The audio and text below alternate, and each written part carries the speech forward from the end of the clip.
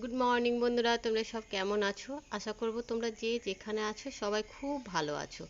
আরও একটা নতুন সকাল, আর এই সকালে মুখার্জি ফ্যামিলিতে তোমাদের প্রত্যেককে স্বাগত। তো আজকে সকালবেলা দেখছো ভালো রোদ উঠেছে। কালকে সন্ধ্যাবেলায় কি হয়েছে জানো, আমাদের এখানে মেঘ ডেকে এমনভাবে বাজ পড়ছে একটা নারকেল গাছে, দাউ দাউ করে আগুন জ্বলতে আরম্ভ করে দিয়েছে। তো খুব ভয় লেগে গেছিলো। তো আজকে সকালবেলায় দেখছি আবার রোদটা ভালোভাবেই উঠেছে। তো আজকে থেকে আমি, এখন বাজে সকাল 7টা, এখন থেকে আমি আমার ভিডিওটা শুরু করলাম। আশা করব তোমাদের প্রত্যেককে ভালো লাগবে। তো চলো, আমি ভেবেছি রান্নাঘরটা আজকে ঝেড়ে নেব, কারণ রান্নাঘরটা পরিষ্কার করব। রান্নাঘরটা একটু ময়লা হয়েছে, পুজোর আগে এমনিতেই সব করা হয়, তো সেইভাবে আমি রান্নাঘরটা করব বলে ঠিক করেছি। কিছু জিনিস বেরও করেছি। তো এদিকে চলে এসেছে বিড়ালটা, এইখানে বসে আছে, বসে বসে ম্যাও ম্যাও ম্যাও ম্যাও করছে, কখন ডেকেই যাচ্ছে। তো বিস্কুট দেয়া হলো, বিস্কুট খেয়েছে, এখন এখানেই বসে থাকবে। মাসি আসেনি এখনও কাজে, ওই জন্য উঠোনে গিয়ে পাতা টাতা সব পড়ে আছে, মাসি এসে ঝাড়ু দেবে।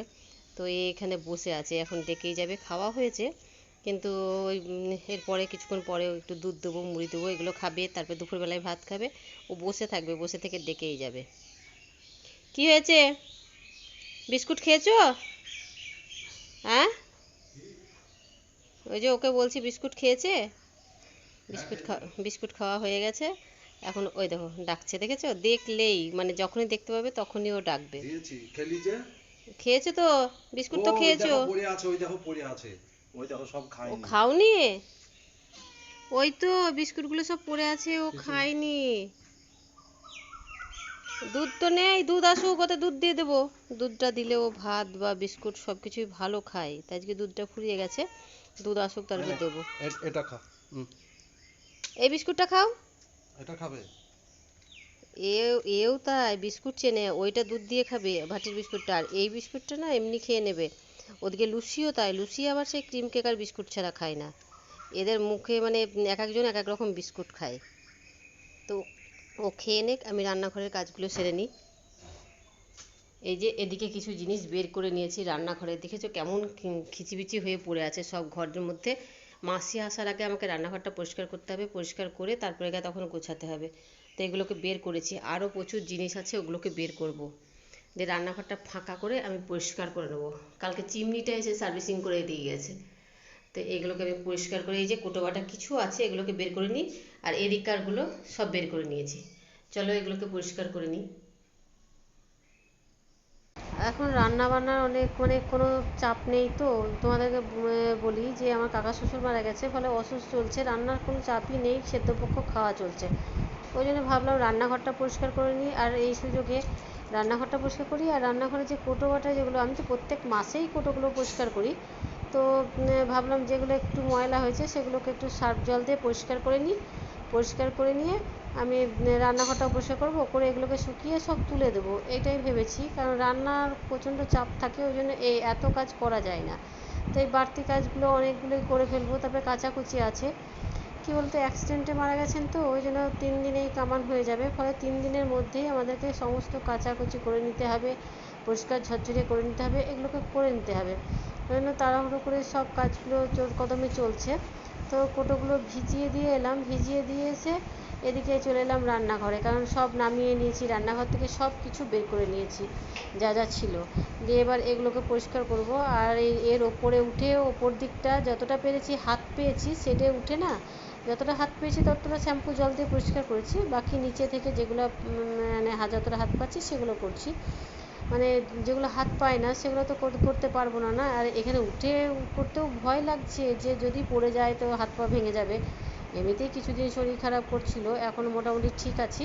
তো সেই রকম যতটা পারছি আর কি করছি, ডিপ ক্লিন করার চেষ্টা করছি, ওই জন্য সমস্ত কিছু বের করে দিয়েছি। তবে এই গ্যাসটা বের করতে পারিনি, এটা বের করতে পারলে খুব ভালো হতো, মানে গ্যাসের সিলিন্ডারটা। কিন্তু আমি কি করে বের করবো বলো, আমি অত ভারী জিনিস আমি পারলাম না, ওই জন্য চেষ্টাও করলাম না। যেভাবে হোক এইভাবেই করে নিই। আর এই রান্নাঘরে কী বলতো, একটু শ্যাম্পু জল দিয়ে না একটু ধুয়ে দিলেই ব্যাস সুন্দর পরিষ্কার হয়ে যায়। কিছুদিন আগেই ও করেছিল, যে শ্যাম্পু জল দিয়ে সুন্দর করে পরিষ্কার করে দিয়েছিলো, ওই জন্য ময়লাটা অতটা পড়েনি। আর চিমনিটা তো কালকে সার্ভিসিং করে দিয়ে গেছে, ওটা পরিষ্কার হয়েই আছে, কোনো অসুবিধা নেই। তো এইভাবে পুজো এসেছে না, এমনিতেই পুজো এসেছে, আমাকে পরিষ্কার করতেই হতো। তো পরিষ্কারটা করে নিলাম। আর নিচের ঘরগুলো মোটামুটি টুকটাক হয়েছে, সেরকমভাবে ভেতর ঘরটা হয়নি, বাকি সব হয়ে গেছে ঝাড়াঝুড়ো, ওপরেগুলো ঝাড়াঝুড়ো হয়ে গেছে। কাজ মোটামুটি কমপ্লিট। পুজো আসার 10 দিন আগে থেকেই 10 দিন আগে আমি পুরো কাজ কমপ্লিট করে ফেলবো।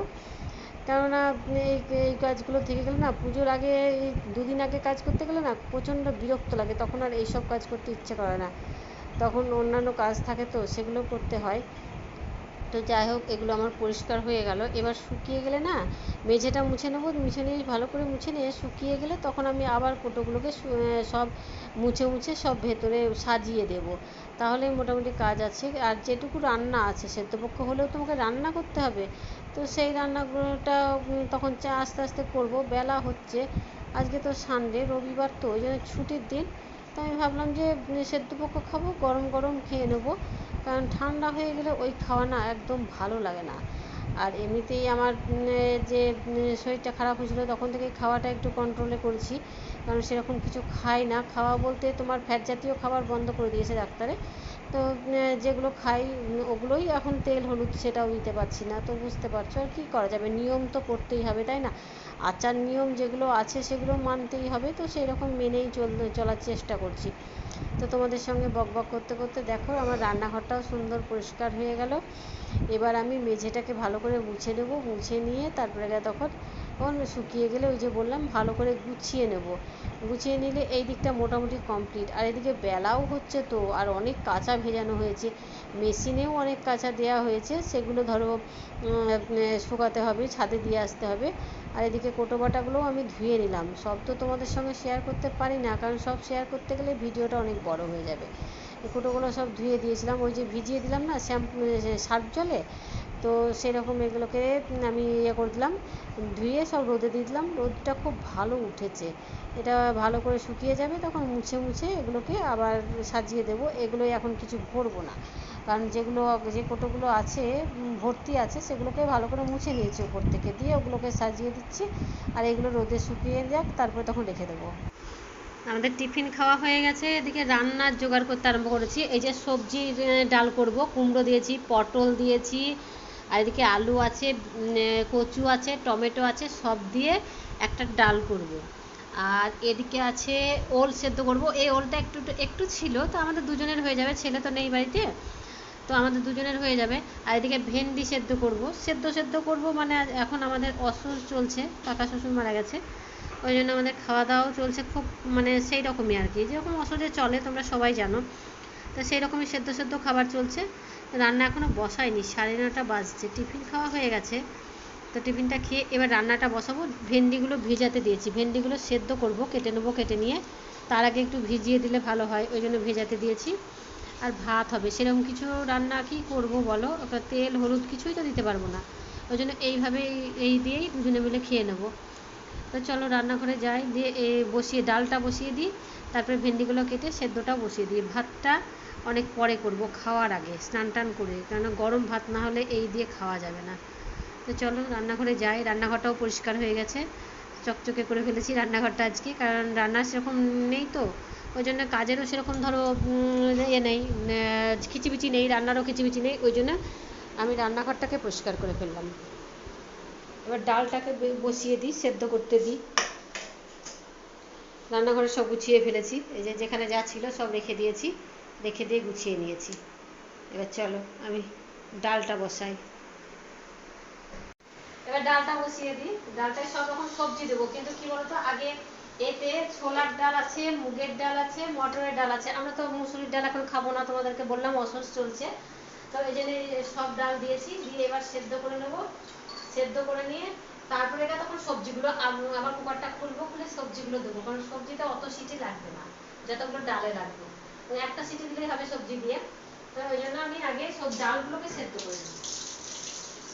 ডালটা ধুয়ে নিয়েছি ভালো করে, তাও আর একবার ধুয়ে নিলাম, ভালো করে না ধুলে না সাদা সাদা হয়ে থাকে না যেগুলো, খুব খারাপ লাগে। তো চলো আমি ডালটাকে বসিয়ে দিই।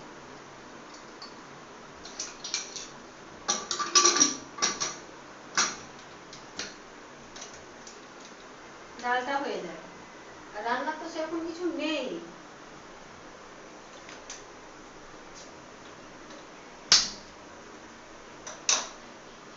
কি করবো রান্না, কিছুই তো খেতে পাবো না, না এই ঘি দিয়ে খাওয়া হয়ে যাবে। তো এটা হয়ে যাক, পরে আমি সবজিগুলো দেবো। চলো বাকি কাজগুলো করি। এখন বাজে 3টে, বেলা 3টে। আমার খাওয়া দাওয়া হয়ে হয়ে গেছে আমাদের। তো প্রচুর কাচাকুচি হয়েছে, অনেক কাজ হলো আজকে। তোমরা তো দেখলে যে রান্নাঘরটা পরিষ্কার করলাম, তারপরে তোমার ইয়ে করলাম, ওই সব নামিয়ে ঝেড়ে ঝুড়ে ভালো করে মানে ডিপ ক্লিন করেছি রান্নাঘরটা। আর এদিকে পর্দাগুলো সব কেচে দেওয়া হয়েছে। নিচে তো কয়েকটা আছে, ওপরে প্রচুর আছে, ওপরে আর গেলাম না। ওগুলোকে সব কেচে দেওয়া হয়েছে, মেশিনেও কিছু কাচা হয়েছে, হাতেও কিছু কাচা হয়েছে। তো ওগুলো ছাদে আর আঁটছে না বলে এই কটাকে নিচে দিয়ে দেওয়া হয়েছে আর কি। তো এখন এগুলো রোদেই থাক, রোদ আছে, ভালো রোদ আছে, ওগুলো শুকিয়ে যাক, আমরা একটু রেস্ট করব, ঘুমাবো। আর আর ছেলে নেই, তোমাদেরকে বললাম, ছেলে একটু বাইরে গেছে। ও এলে আবার চলে আসবে 3:30-এর মধ্যে, খেতে দেবো, একটু শুয়ে থাকবো, তারপর ও আস্তে আস্তে খেতে দেবো, খেতে দিয়ে তখন বিকেলের দিকে একটু ঘুমাতে পাবো। তো এখন রাখি, দেখা হবে নেক্সট ভিডিওতে। ততক্ষণ তোমরা খুব ভালো থেকো, সুস্থ থেকো, আর সব সময় আনন্দে থেকো।